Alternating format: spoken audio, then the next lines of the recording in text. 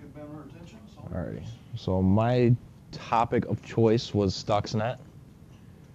Has anybody in here heard of Stuxnet before? Nobody? Okay. Basically, it's a computer worm. It has no known origin. A lot of people think that it was developed by Israel. My personal opinion is it was most likely developed by us because we don't want Iran, which is supposedly the main target, to have nuclear weapons. It was definitely developed by a group of people rather than one individual, just based on the amount of code that had to be written and just the extensive knowledge that you had to have of Microsoft's operating system as well as the Siemens software, which I'll talk about later. And then that leads you to be state funded, meaning there was actual government or something behind it to fund a project like this with the amount of research you had to do. What was its purpose? Basically designed for specific computer systems, mainly with SCADA systems with Siemens software, Step 7. It's used to program PLCs, which are used to control a lot of industrial equipment, such as motors, centrifuges, things of that nature. When they developed it, the people that were developing had to have a lot of knowledge of how the system worked, as well as how it interfaced with a lot of the hardware and stuff like that. So like I said, it just backs the fact that it was definitely funded, definitely, somebody had brains behind it, what they were doing, to be as extensive as it was. And like I said earlier about the prevention of nuclear weapons, Iran is trying to develop nuclear weapons. Israel, if Iran gets the weapons, they're supposed to use them against Israel, that's what they say. And Israel is one of our friends, so that's why I think we co-developed it at least, or we had some backing in it. Just for that reason.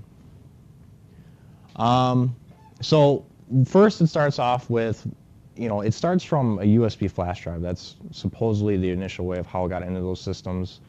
A lot of the SCADA systems aren't connected to the internet, directly to the internet, because it's like a nuclear power plant or some closed-off facility. So they believe it starts from a flash drive and then it just goes through the system. But the first thing it does is it checks to see if it meets specific requirements. So it checks for the SCADA software with Step 7. It also checks to make sure that there's PLCs present, and then it checks for a specific condition in the PLC, and then it will actually execute itself. Siemens is just the company that developed Step 7, and that was what was used to actually program the PLCs to use to control the hardware. How does it distribute? So again, it starts on a USB, or it can actually start from the local network for like file share, things of that nature. The thing that makes Stuxnet really interesting or eye-opening is the fact that it uses many 0 days. I don't know if anybody's heard of those. 0 days are basically just huge exploits in any system, but mostly Microsoft system in this case. Stuxnet actually used 4 brand new ones that were never seen, and then one that was actually already patched but still used. Reason being is because the systems that they were infecting, they kind of banked on the fact that they weren't up to date. So these 0 days, the 0 day they used, which was the RPC vulnerability, wasn't patched. They were hoping. So that's just one of the ways they can actually get onto a remote system and infect it. Windows Spooler is a way that Stuxnet actually uses the ability to get on another system just through a local network. Basically what it does is it prints, in a sense, 2 files to this remote machine, and then the system executes the code because it's a printing thing and it has no idea what it is, so it just tries to print it and ends up infecting the system. The RPC vulnerability, that's actually through file shares, tries to log into all connections, all remote machines with a guest account. If it's able to, then it uses an exploit to actually transfer a file over there and have it run at system level. And then the link vulnerability is actually a way to, well, this would be from propagating from the flash drive inside of all your little shortcuts you have. When the Microsoft or Windows loads the actual link file, they used a way to an exploit in there to actually inject and actually load a temp file from that, which again allowed Stuxnet to actually execute. This is just a diagram showing the vulnerabilities. So again, you have the USB flash drive, which is done by the link exploit. Then you have the spool server exploit, and then the RPC for your remote shares. This is done through privilege escalation. This is a big one. Some of the 0 days for that was Win32.sys, which is used to load a custom keyboard layout. By doing that, it injects code into the actual keyboard layout, and then when you press a key, whichever one it decides to do whatever, it'll execute that code, and that's running at a system level, so it's automatically going to execute whatever it wants at system level. Then Task Scheduler is a way where the Stuxnet will go through and edit certain files that are related to what Windows is going to execute at this time, exactly what it says, Task Scheduler.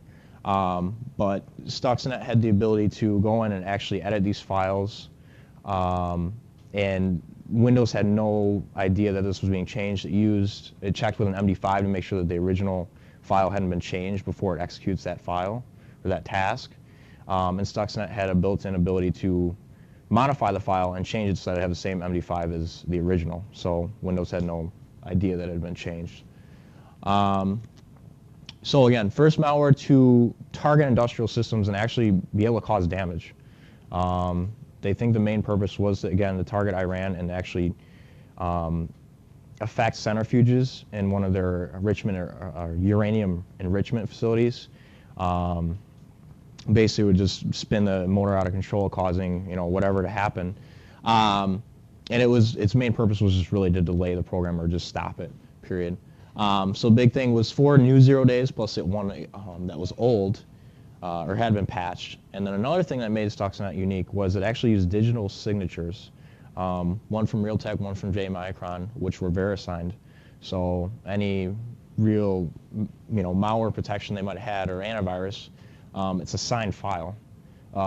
Big thing with rootkits and things of that nature is they're not signed, and that's how you're able to detect them and find them in systems. This is a video by Symantec, which I don't know. I think I pause it there. This video basically is going to show, this is by Symantec, which people that made Norton. It's going to go over a lot of what I already covered, but really how it infects systems and what it actually does. Is the first worm to target an industrial control system, such as a gas pipeline or a power plant. The attack likely started when an infected USB key was physically brought into the target environment, perhaps by an unknowing third-party contractor or by an insider. Once inside the environment, Stuxnet would infect an employee's computer. This employee would unknowingly spread it to other coworkers' computers when sharing USB keys. In addition, Stuxnet could spread on the local area network using network shares and 2 exploits. Stuxnet's goal is to find a computer in the organization that is used to program a PLC, or a programmable logic controller. A PLC is a small computer that can control industrial machinery such as pumps and centrifuges. Every time a computer is infected, it sends a message back to the attacker over the internet, which provides the attacker with general system information. The attacker can then tell the computer to spread Stuxnet further until it finds a computer that is able to program the targeted PLC. The attacker then steals design documents to determine how to sabotage the industrial control system. Once they have those design documents, they are then able to send code to the infected system, sabotaging it. For example, the code sent can result in a pipeline exploding or a centrifuge spinning out of control. We obtained a PLC in order to demonstrate how this might work. In the following video shot in our lab, Liam Omuraku demonstrates how this might play out. Hello, I'm Liam Omuraku from Semantic Security Response. And today I wanted to talk about the demonstration that we gave at Poulsen, where we showed infection of a PLC. I'm going to do that demonstration again today, and what I have here on the table is I have the laptop that has the Step 7 software installed, and you need that software in order to access the PLC and to program the PLC. Here's the PLC that we're actually going to program. We're going to download our program on here, and we're going to show how we can control the PLC. The PLC is connected to this air pump, and we're going to use this air pump to inflate balloons, and we're going to use proof of concept code to show how Stuxnet would be capable of interfering with the process of programming the PLC and controlling the pump. So the demonstration that I'm going to show is I'm going to program the PLC to inflate this balloon for 3 seconds. Then we're going to infect the PLC, and we're going to download the same program to inflate the balloon for 3 seconds again. But when the computer is infected, you'll see that the PLC behaves differently from what we expect. So to program the initial PLC to inflate the balloon for 3 seconds, I use the software Step 7. So in Step 7, you need to open up the code block OB1. And inside in the code block OB1, I have this timer here set for 3 seconds. 3S is the important command here. This timer is going to run for 3 seconds. It will turn the pump on until this timer is finished, and when the timer is finished, it will turn the pump off. It's turning the pump off here. So what I do is I download that onto the PLC. It asks me, do I want to override the code that's already there? I say yes. Okay, so now this code is on the PLC, so we can test our code out by turning on the PLC.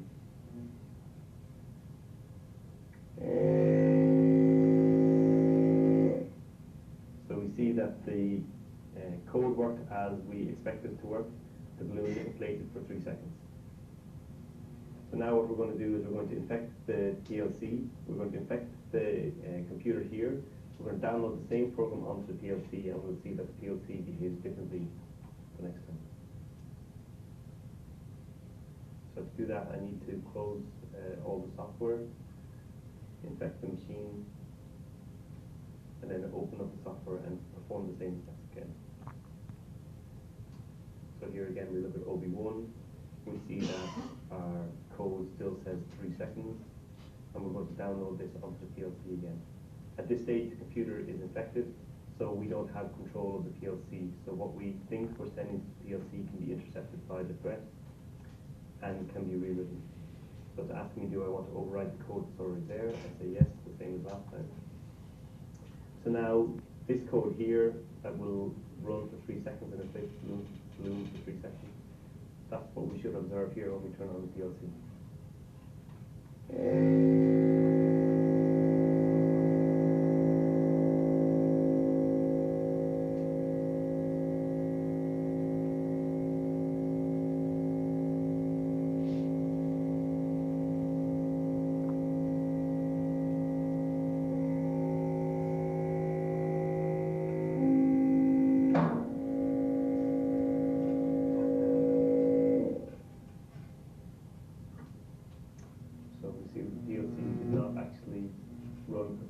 It ran indefinitely, which caused the balloon to explode.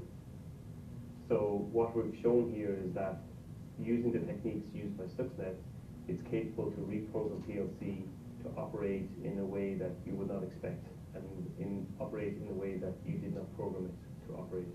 This can have very serious consequences in a real-world situation.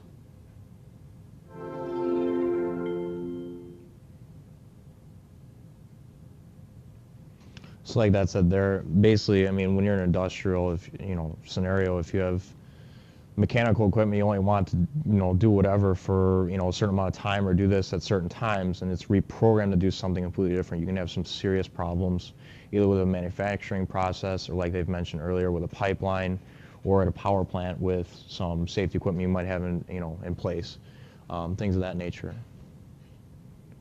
Oops. All right, then I just have my sources. Any questions? On the infection part, did they find out if it was through USB or if it was through a web service or some type of thing? No, they initially thought it was through USB. That's how it got on a lot of these networks. Right. It would try to communicate with the external world through those domains. To download more instructions or pass more information. It would actually talk to other computers with Stuxnet on them, and actually had the ability to download updates from those domains and also update from other computers. So if I brought my laptop to a site and my computer already had been infected and had the newest version on there, and let's say I'm just infecting this network where they already have an infection, and I'm introducing my laptop on this network, Stuxnet would then talk to my computer, see that, hey, it's running a newer version, and download that version to all the other computers. And this was done using those there's two signed files using those signatures I showed you. They basically show up as drivers, so they boot up as soon as the machine boots in the Windows. One is to basically put the files on the new flash drives and hide them, and the other one is to intercept all the PLC traffic, and also encrypt some other data. But yeah, it was definitely well written. So. Your presentation was good, man. Good job.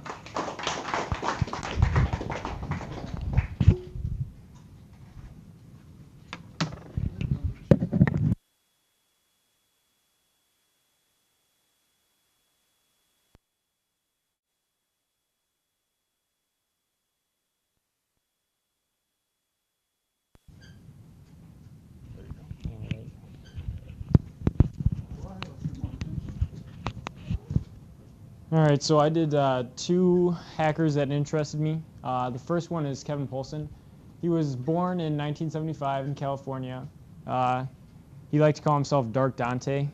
It's just, I don't know, it's kind of a weird name, but they all have, I guess all hackers have some kind of weird name. He started hacking out of curiosity at a young age.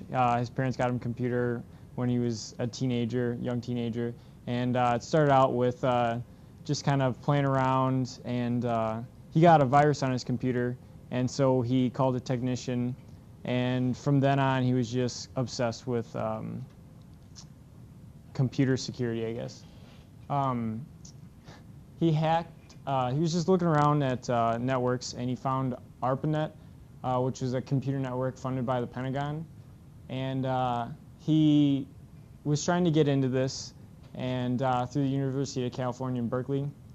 And the password that he hacked was UCB, which is the initials of the college. So I thought that was kind of funny, like just security back in those days was just absolutely terrible at first. So I just thought it was funny that UCB was an actual password for a Pentagon-funded network.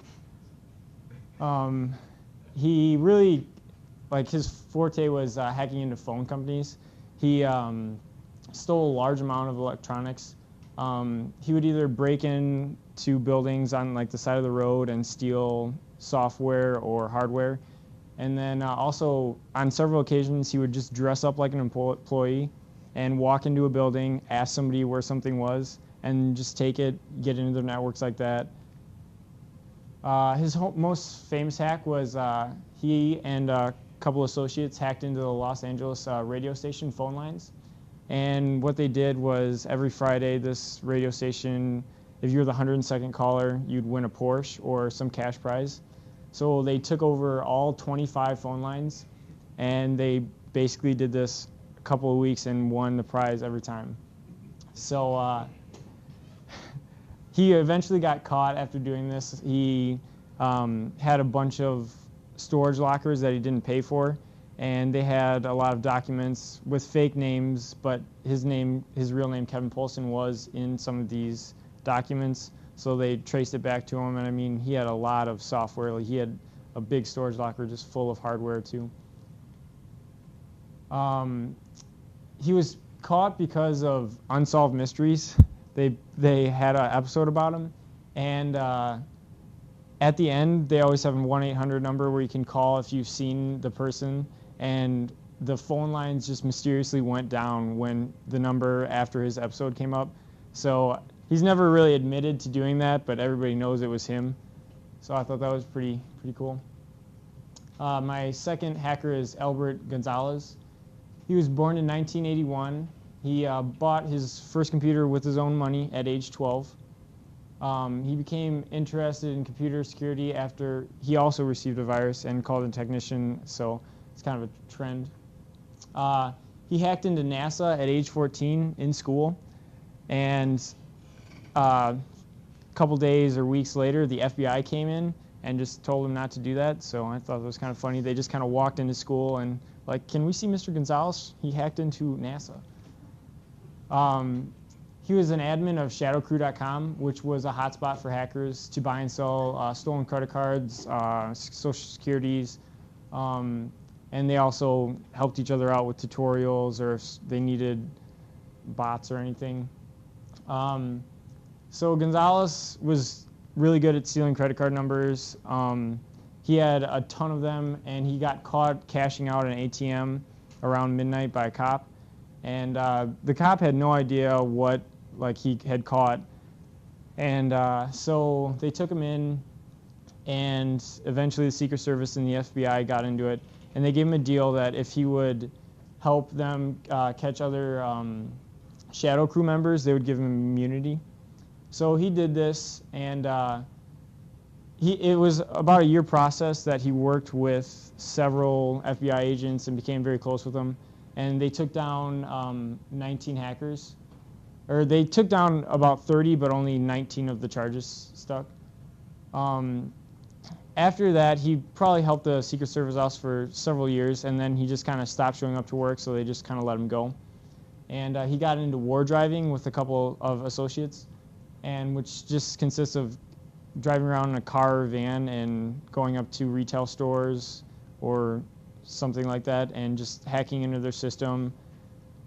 And they used sniffers and malware to collect information, and they programmed a special sniffer to only collect recent transactions because they ran into a problem where over like a large amount of their credit cards would be invalid or expired. So it just saved them time to only do recent transactions. And not only would it just collect recent, but it would, after a certain amount of data collection, it would encrypt itself, and then it would send itself to different locations, whether it be his computer or one of his associates' computers. The targets were Dave & Buster's, Target, TJ Maxx, Marshalls were some of the bigger names of them. And he went virtually undetected and found that several companies' data was unencrypted and basically there for the taking. They had no sense of security. And this is just recently, too. This was in like 2005 to 2007. So even recently, having no encrypted information is pretty bad.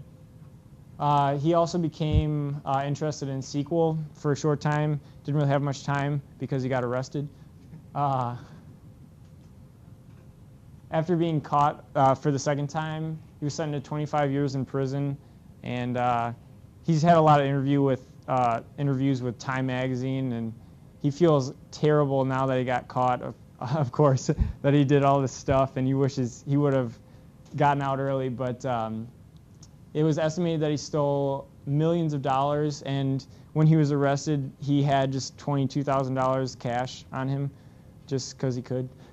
And it was estimated that he caused $400 million in damage, but from what I've read, that's a really low estimation.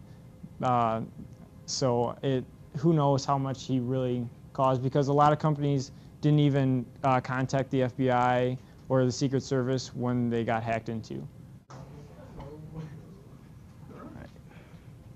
Okay.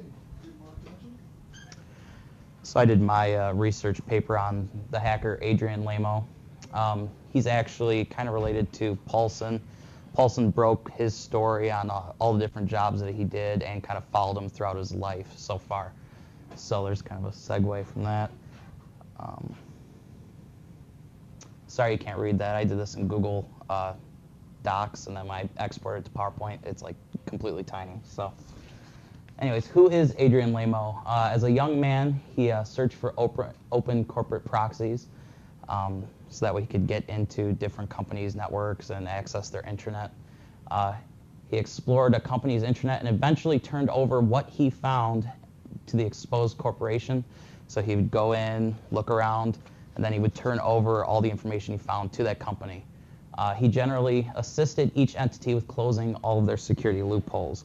So he did this, went ahead, researched their network, explored for 2-3 months, and then turned around and called their IT guy and said, hey, you guys have an opening here, you know. And he kind of earned the moniker of the homeless hacker. He would go around on like a Greyhound bus to different places, and he'd sit at like Kinko's or other places that had a free internet connection and just sit there for hours, and literally like no one would kick him out. He'd just sit there playing away, and he'd just leave, go sleep in like an abandoned building or jump on another bus or crash at someone's house. He just kind of did that for a few years until he got caught. How did he do this? He used a program called Proxy Hunter to search for IP address ranges of companies until he found an open proxy. He would then assign the proxy to his web browser's network settings, and then using just default passwords or exploiting weak passwords, he would gain access to internal websites. So he would trick the internal websites to thinking that he was on the local network by going through their open proxies. And then he would just, he would recognize, say, whatever system this is, he recognized this is the default password, or he would just guess normal passwords like, people might use like God or something like that, and he would just guess those and get right in. This is Proxy Hunter. It's a pretty simple program. You add a task, which all you do is you just enter an IP address range, and then you just go ahead and tell it to go. Once you assign that task, it'll go ahead and search. It'll give you all these different addresses of whatever you typed in. It'll show you whatever port that they're operating on externally, and it'll verify whether or not, you know, it's open or not. So he would do this at Kinko's, just sit there all day, go online, search for whatever IP address range of whatever company he wants to try to get into at the time, find this information out, and just go at it. And then once he would get that information, he'd go into his web browser. He used Netscape Navigator, so you can tell how long ago this was. He'd go into his web browser, edit the settings. You can go ahead and add, you know, your 8 proxy information here. This is just Firefox. And any normal web browser has this functionality. So once you would add that as your proxy, any traffic that you were sending through your web browser would get routed through that server, and essentially you'd operate as a member of that network. So one of his first jobs was he got into Excite at Home. Excite at Home was a ISP. They're not around anymore. Ask Jeeves bought them out. He found an open proxy within the company. The proxy was on a workstation titled Buddy Lee. What they did, they had this software that they went around, and some machines weren't configured correctly and just had an open proxy. So their IT guys were going around installing whatever new security software they had, but accidentally left open a few proxies for anyone to have access to. What he eventually did was he gained access to their support portal and all of their customer records. So Excite at Home would also sell out their internet connections to other customers, so they had access to AOL accounts, anything, you know, and everything. So they could see, you know, addresses, credit card, all that kind of stuff. They also had access to employee information. And what he eventually just did for 3 months was he got into the support portals for all those resellers, and he answered over 100 support tickets and just sat there answering people's request calls. And he found one customer that had a ticket that was just like insanely old, and he ended up calling the customer, asking, like on the phone, asking him if his request was like ever fixed or anything, you know, walked the customer through whatever issue he was having so many years ago. And he went ahead and looked through all the support logs and found out, like, the support technicians in the background were saying, yeah, this guy got screwed, but, you know, we're not going to fix his problem, blah, blah, blah. Forwarded all those logs to him and everything, and, you know. So eventually what happened was he went ahead and contacted Excite at Home's corporate house. They went ahead and worked together. They finally tracked down where the actual workstation was, and he just like took out his pocket knife, apparently. It sounds like an old folk story. He just took out his pocket knife and just tethered, you know, just split the Ethernet cable that was connected to it. I don't know. But now, another one he did was Worldcom. He gained access again through a proxy. This is literally all this guy does is just look for open proxies. It was a misconfigured router this time instead of a server or workstation. He could see all the employee info and the customer info. Again, Worldcom was another ISP, plus they had a lot of other services. Worldcom at the time was buying out a lot of smaller companies, so a lot of their infrastructure was fragmented. So their intranet had like things from one company to another company to another company. Nothing was standardized, so everything was just kind of all over the place.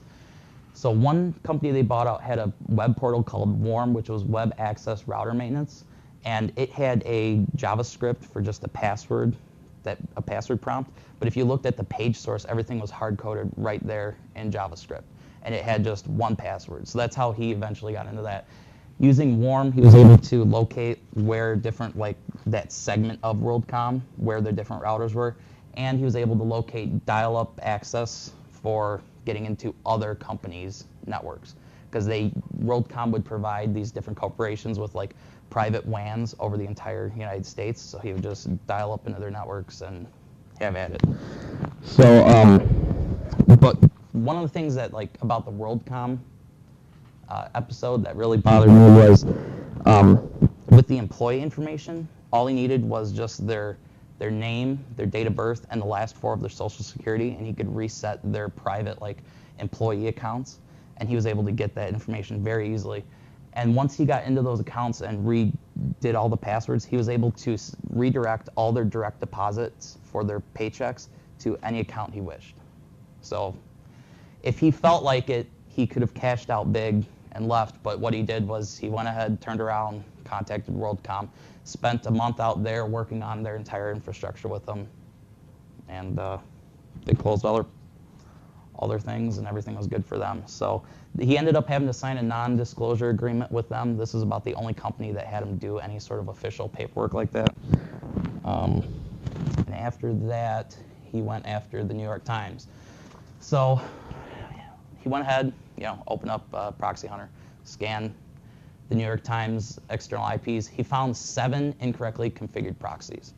So using those different 7 ones, he was able to gain access again to employee and subscriber information. Once he gained access to this, he, again, using just default passwords and poor, password structures, he was able to add himself as like a columnist, and he used his real phone number and email, his real contact information, while he was just defacing their databases. So I think by now he's probably thinking, yeah, I'm just gonna go ahead and screw around in here, and I'm just gonna contact them, and everything's gonna be fine. He also gained access to the New York Times LexisNexis account, which is a database where you can search for all sorts of information. It's used by like government and larger corporations. He went ahead and he searched for himself, numerous government officials, like he just typed in Kennedy, and he was able to get all the different Kennedys, social security numbers, addresses, current phone numbers, that kind of deal. You could search for just who owns a Crown Vic, and just see which Crown Vics are still in service, which Crown Vics are just private owned, get their different plate numbers and everything like that. I mean, just all sorts of crazy information. And so eventually, after he did all that searching, he was convicted. There's a lot more than what I covered of the different companies he got into. But these 3, Microsoft, New York Times, and LexisNexis, those were the 3 that tried to press any charges against him. All of his accounts were just pushed into one separate account, so he didn't have multiple year instances on this. He just ended up with 6 months of house arrest and 24 months probation. He was about 22 at the time. Okay, he had ended up having to pay $60,000 in fines. That was split evenly between the 3 corporations. His computer use was limited to only sending emails, looking for jobs, and anything that would have to correspond with his schoolwork, and he was forced to go to college. So what he ended up doing was he studied journalism for a little bit at a community college and just dropped out. So fast forward to 2010, he's been dealing with all sorts of anxiety issues. He has a counselor, and they prescribe him different drugs and whatnot. So he's been working as a security consultant for a private firm while also dealing with personal issues. And in 2010, he's at a grocery store, and he calls the cops because his book bag was stolen. And his book bag had all of his prescriptions in it. And apparently, he was over-medicating himself. So he's just real monotone. I'm speaking very slowly. And they think he's really drugged out. So they go ahead, they take him to the Woodland Memorial Hospital, which is out in California. He ends up spending 9 days there and is essentially diagnosed with Asperger's syndrome. So it's a form of autism. It's for people who they're really focused on one thing, but then they have other social aspects that they can't navigate. So they go ahead, they put him on a totally different regimen, and apparently that kind of steered his life around a little bit. And then a year and a half later, I don't know if any of you are familiar with WikiLeaks. It's a website that took all sorts of government documents, posted them for anyone to look at. One of their informants that they had was Bradley Manning. This is kind of a pretty big profile thing, so I mean it's all out there on the internet for you to look up. He was an information specialist for the United States military. He went ahead and took different documents and different military videos and stuff like that, gave them to WikiLeaks. They posted them online. Bradley Manning at the time of this was 22, which was a few years older than Adrian Lamo was when he started hacking. So Bradley, for some reason, reached out to Adrian and was asking him, like, what am I doing? Like, how do I handle this situation? I'm kind of at the same age you were when you started out. And Manning confided with Adrian. They had multiple back and forths online over encrypted AIM chats. The information that Manning gave to Lamo could have put Adrian at risk, so he turned Manning into the authorities. So Manning essentially was like on the computer saying, hey, I went ahead, I leaked the information, I did this, this is what I did, And Adrian didn't feel comfortable. You pretty much making him a witness, and he would be harboring, a criminal, essentially. So he went ahead, turned around, told on him. So after he did this, because when Adrian was a lot younger, his whole ordeal was, I'm only looking for information. I think information should be free to everyone. You shouldn't have to go through all these different requests. You should just be able to go get it. So all the different communities, like the hacker community, all the different activist communities, have pretty much outed Adrian as, a turncoat, so he's pretty much just gone in hiding because of all the death threats that have been placed against him. And this is supposed to be a video. It doesn't really work in the PowerPoint presentation, but on the Google Docs one it does. I don't know if we can open it up, but this is a report. This is kind of what he looks like now. You can kind of hear his monotone speech once we get it open. But yeah, other than that, he's in hiding right now. YouTube video? Yeah, it's a YouTube video. If you look for like, oh, did it work? Oh, cool.